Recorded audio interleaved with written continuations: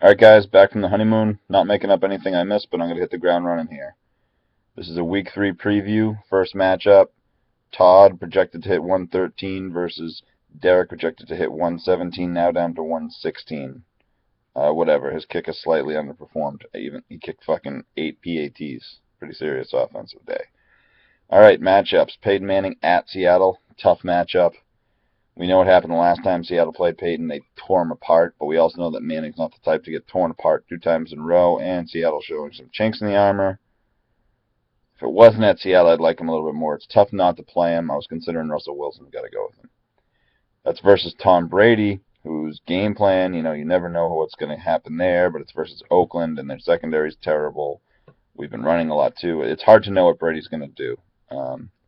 Just because of the high end of Manning, I have to take him.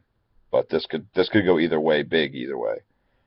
Jordy Nelson versus Larry Fitzgerald. I think it's a big Jordy Nelson advantage. He's been averaging like 9.5 catches this season, and it's just been out of control, which is great. And Larry Fitzgerald, he's just a solid guy. He's probably going to get this 11, and Jordy Nelson's probably going to get 30. Julian Edelman's projected at 13, still not getting a ton of respect versus a weak Oakland defense. With the return yards and the receptions he gets, I like him to be a Percy Harvin type. Percy sometimes isn't the game plan at all, which is why I give the edge to Edelman, because he's always a big part of the game plan. Sometimes Percy isn't, but Percy can bust a game open, and Edelman usually doesn't. Then Sproles has played his way into my number one running back position. He's been 20 points a pop. They're using him like crazy down there in Philly. That's versus Matt Forte, who hasn't been what we'd expected. Probably call that one a wash, too. I don't really like this projection of 11 points after what Sproles has been doing. Then Davis is my number 2, who's coming for Charles. I don't love the play, but got to do it versus DeMarco Murray at St. Louis. You got to give DeMarco Murray the edge there just because of the unknown of Davis, if nothing else. Greg Olsen's been playing great, but he does not play nearly as good as Julius Thomas.